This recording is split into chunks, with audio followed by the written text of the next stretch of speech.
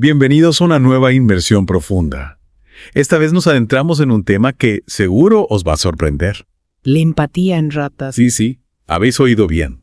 Vamos a analizar un estudio científico que pone en tela de juicio la idea de que la empatía es algo exclusivo de los primates. Sí, exacto. De hecho, el estudio que vamos a explorar se titula Las ratas muestran un comportamiento empático independiente de la oportunidad de interacción social. Ajá.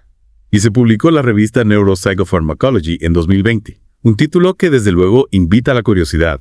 ¿Podrías contarnos un poco más sobre el experimento en sí? Pues mira, los investigadores diseñaron un modelo de 3 cámaras. 3 cámaras. En una de ellas, una rata observadora podía liberar a otra rata. A otra rata. La objetivo, que se encontraba en una situación de estrés. Entiendo. Y aquí viene la pregunta del millón. ¿Por qué 3 cámaras? No basta con 2. Buena pregunta. La configuración de 3 cámaras es crucial porque en estudios anteriores, donde las ratas interactuaban después de la liberación, no se podía determinar con certeza si la motivación para ayudar era realmente la empatía o simplemente la recompensa social. O sea, que la rata observadora podía estar librando a la otra simplemente para poder estar con ella. Exactamente. No por una genuina preocupación por su bienestar. Exacto. Este nuevo diseño elimina esa ambigüedad. La rata observadora liberaba al objetivo en una cámara separada. En una cámara separada. Sin posibilidad de contacto directo. ¡Qué ingenioso! Han aislado la variable de la interacción social. Y esto nos lleva a la pregunta clave. ¿Qué descubrieron? Ayudaban las ratas a sus compañeras en apuros, incluso sin la posibilidad de interacción social. Los resultados son sorprendentes. Las ratas observadoras aprendieron a liberar a las ratas objetivos que estaban en apuros. Sí. Incluso sin esa recompensa social. Es decir, no lo hacían por la posibilidad de estar juntas después. Eso es realmente revelador. Implica que la motivación para ayudar iba más allá de la simple interacción social. Así es. De hecho, el estudio demostró que si las ratas observadoras ya habían tenido una experiencia previa con la situación, aprendían a liberar a sus compañeras con mayor rapidez, como si entendieran mejor lo que estaba pasando. Es fascinante.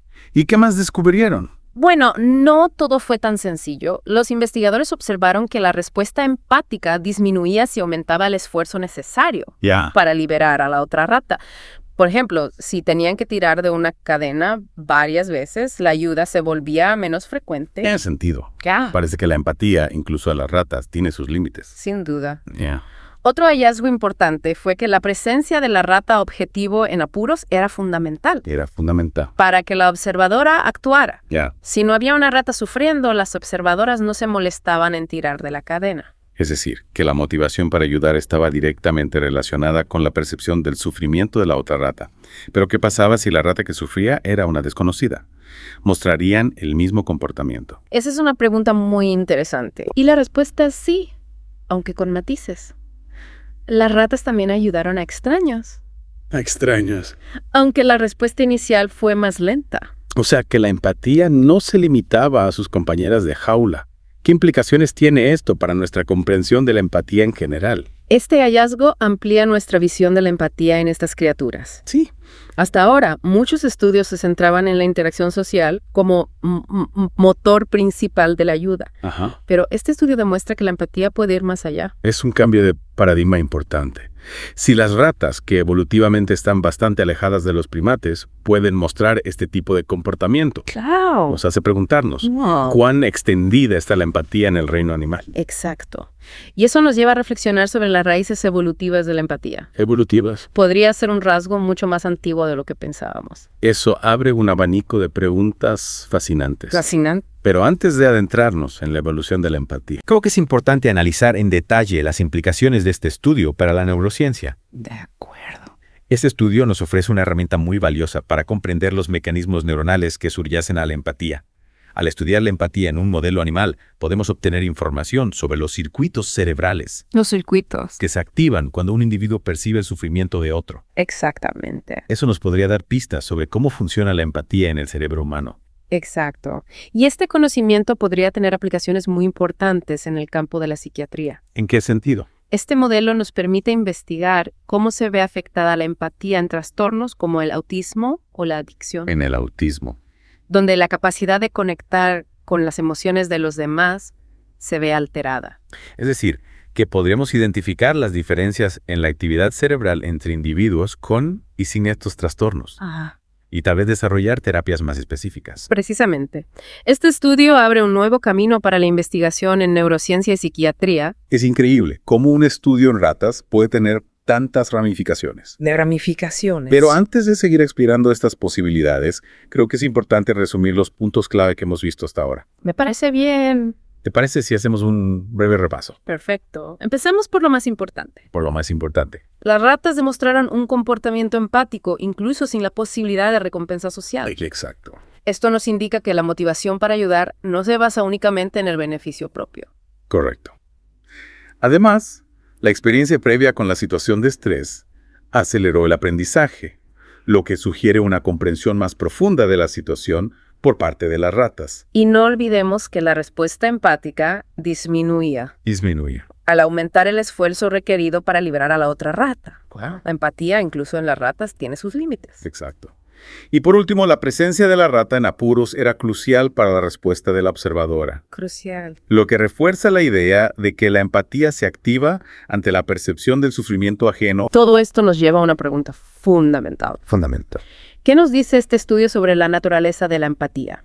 ¿Es realmente un rasgo exclusivo de los humanos o está más extendido en el reino animal de lo que pensábamos? Esa es la gran pregunta que este estudio nos plantea. ¿Nos plantea? La capacidad de las ratas para mostrar empatía independientemente de la recompensa social. De la recompensa social. Nos obliga a reevaluar nuestras ideas preconcebidas sobre este complejo comportamiento. Parece que la empatía podría estar más presente en el mundo natural. En el mundo natural. De lo que imaginábamos. Y si las ratas, que están evolutivamente bastante alejadas de los primates, pueden mostrar este tipo de comportamiento. Nos hace replantearnos nuestra posición en el árbol de la vida, ¿verdad? Exactamente. Y nos invita a seguir explorando este fascinante tema. Pero eso lo dejaremos para la siguiente parte de nuestra inmersión profunda. De acuerdo. ¿Te parece bien si en la próxima parte profundizamos en las implicaciones evolutivas de este estudio? Me parece perfecto. Hasta la próxima, Per. Hasta la próxima. Retomamos nuestra inmersión en el mundo de la empatía y esta vez nos vamos a sumergir en un terreno fascinante, la evolución. Si, como hemos visto, las ratas pueden mostrar empatía, ¿de dónde viene esta capacidad? ¿Es un rasgo que ha ido surgiendo de forma independiente en diferentes especies o tiene una raíz común mucho más antigua?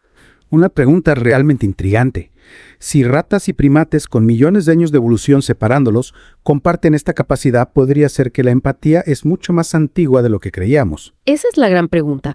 Algunos científicos apuntan a que la empatía podría tener sus raíces en el cuidado parental. Piénsalo. La necesidad de proteger y cuidar a las crías habría favorecido la evolución de mecanismos neuronales que permitieran detectar y responder al sufrimiento de otros. Tiene sentido. Si un animal no es capaz de reconocer el dolor de su cría, es menos probable que la proteja. Y eso, a la larga, significa que sus genes tienen menos posibilidades de pasar a la siguiente generación. Exacto. Esa presión evolutiva habría ido moldeando los circuitos cerebrales que subyacen a la empatía, no solo en mamíferos, sino quizás en otras especies con sistemas de cuidado parental complejos. Es una idea fascinante. La empatía ya no sería un rasgo exclusivo de primates, sino una capacidad con raíces profundas en el árbol de la vida. Casi como si la evolución hubiera ido tejiendo una red de conexión entre las especies. Precisamente. Y esto nos lleva a una pregunta aún más amplia. ¿Qué papel juega la empatía en la evolución de la cooperación y la vida social? Buena pregunta. Si la empatía nos permite conectar con el sufrimiento de otros, podría haber sido un motor fundamental para el desarrollo de sociedades complejas. Es la empatía la clave para entender cómo los animales, incluidos nosotros, pasamos de individuos solitarios a grupos cohesionados. Imagina un grupo de animales que pueden sentir y responder al dolor de sus compañeros. Serían más propensos a ayudarse mutuamente, a compartir recursos y a defenderse de los peligros de forma conjunta. Exactamente. La empatía habría fomentado la cohesión social, la cooperación y la reciprocidad.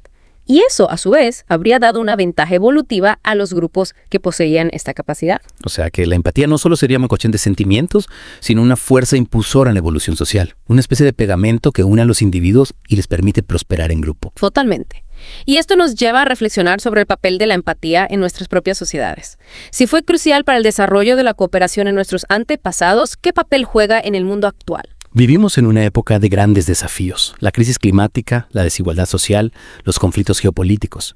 Parece que la empatía es más necesaria que nunca para abordar estos problemas de forma efectiva. Sin duda.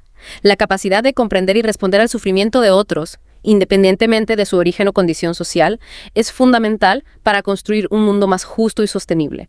Sin empatía, es difícil imaginar soluciones a los grandes desafíos que enfrentamos como especie. Pero seamos realistas, la empatía no siempre es fácil. A veces nos cuesta conectar con el dolor de personas que son diferentes a nosotros, que viven en lugares lejanos o que pertenecen a otros grupos sociales. Es cierto, la empatía puede verse limitada por prejuicios, estereotipos o simplemente por la falta de exposición a la diversidad. Por eso es tan importante cultivarla desde la infancia, a través de la educación, la literatura, arte y el contacto con diferentes culturas. Es como si tuviéramos que entrenar nuestro músculo de la empatía para que sea fuerte y resistente. Y en ese entrenamiento la ciencia también juega un papel importante. Este estudio en ratas, aunque aparentemente simple, nos ha llevado a reflexionar sobre la naturaleza de la empatía, su historia evolutiva y su importancia para la sociedad. Exactamente. A veces las investigaciones más inesperadas son las que nos brindan las mayores revelaciones sobre nosotros mismos y nuestro lugar en el mundo. Y nos recuerdan que a pesar de nuestras diferencias, todos compartimos la capacidad de conectar con el sufrimiento de otros. Una capacidad que podría ser la clave para construir un futuro más humano y compasivo. Sin embargo, y es importante tenerlo en cuenta, la empatía por sí sola no es una solución mágica. Podemos sentir el dolor de otros, pero eso no significa que siempre actuemos para aliviarlo. Es cierto. La empatía puede ser un motor para el cambio social, pero no garantiza la acción. Necesitamos traducir la empatía en acciones concretas, en políticas públicas que promuevan la justicia social, en iniciativas comunitarias que fomenten la solidaridad y, por supuesto, en pequeños gestos de ayuda en nuestra vida diaria. Y eso requiere voluntad política, recursos económicos y, sobre todo, un compromiso individual con la construcción de un mundo más justo y compasivo. Un mundo donde la empatía no se quede solo en un sentimiento, sino que se traduzca en acciones que tengan un impacto real. La empatía nos señala el camino, pero somos nosotros quienes debemos recorrerlo. Y con esa reflexión, creo que es un buen momento para hacer una pausa en nuestra inmersión. En la próxima parte, exploraremos las implicaciones de este estudio en la neurociencia y la psiquiatría y cómo este nuevo conocimiento podría abrir caminos para entender y abordar trastornos que afectan la empatía. Me parece perfecto. Hasta la próxima. Y retomamos nuestra inmersión profunda. En esta última parte, nos adentramos en un terreno que puede resultar especialmente relevante: la neurociencia y la psiquiatría. Porque si este estudio nos ha demostrado que la empatía puede estar más extendida en el reino animal de lo que pensábamos, ¿qué implicaciones tiene esto para comprender y abordar trastornos que afectan la empatía en humanos? Es una pregunta clave. Si sabemos que la empatía tiene una base biológica, que hay circuitos neuronales específicos que se activan cuando percibimos el sufrimiento de otro, podríamos usar este conocimiento para desarrollar nuevas terapias. Pienso, por ejemplo, en el autismo, donde a menudo existe una dificultad para comprender y responder a las emociones de los demás. Exactamente. Este modelo con ratas nos brinda una herramienta muy valiosa para investigar cómo funcionan esos circuitos neuronales de la empatía y cómo se ven afectados en diferentes trastornos. Imagina que podemos identificar con precisión qué áreas del cerebro están implicadas en la respuesta empática. Eso nos permitiría comprender mejor las bases neurológicas de la empatía y quizás desarrollar terapias más específicas y efectivas, ¿verdad? Precisamente. Podríamos diseñar tratamientos farmacológicos o terapias conductuales dirigidas a esas áreas del cerebro con el objetivo de mejorar la capacidad de conexión emocional en personas con autismo, por ejemplo. Es una perspectiva realmente esperanzadora. Y no solo para el autismo, pienso también en la adicción, donde se ha observado una disminución en la capacidad de empatía. Si logramos entender mejor cómo se ve afectada la empatía a nivel cerebral en la adicción, podríamos desarrollar tratamientos que ayuden a las personas a recuperar esa capacidad de conexión con los demás. Sin duda. Este estudio abre un abanico de posibilidades para la investigación en psiquiatría.